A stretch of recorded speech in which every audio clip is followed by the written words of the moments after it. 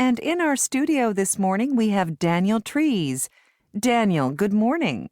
Good morning. Daniel, you have a fascinating job as a wildlife photographer.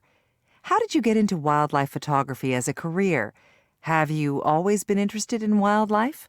Actually, yes, I have. But it took me a while to get started. I actually went to school to study veterinary science. I've always loved animals, growing up on a farm as I did. But halfway through my studies, I realized by the time I finish my degree, I will have been here for 8 years without really spending much time outdoors. And I just wanted to get back out into nature. I missed it. So I quit school and set off with my camera. Apart from anything else, I didn't think you could actually earn a good living in wildlife photography. So it was a risk, but in any case, one that paid off, I guess. Uh-huh. So you eventually got work for a well-known nature magazine, and now you travel all over the world taking photographs. Do you have a favorite photograph? Well, one photograph I took won an award. It was a zebra being attacked by lions. It's a great picture, but it's not my favorite.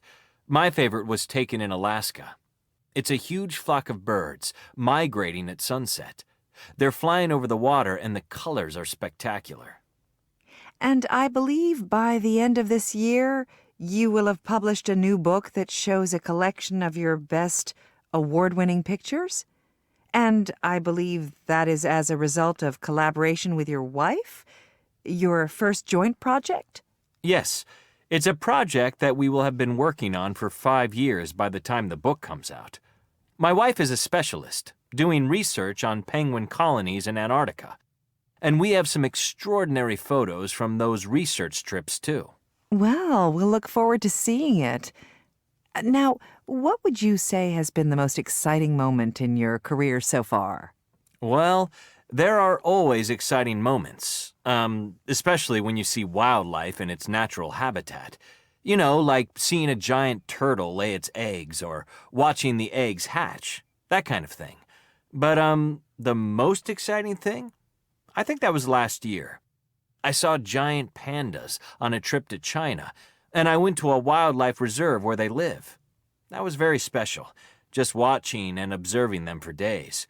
You really get a sense of how important it is to protect these endangered animals. Daniel, thank you for your time, and we look forward to seeing your new book, Into the Wild with a Camera. Thank you.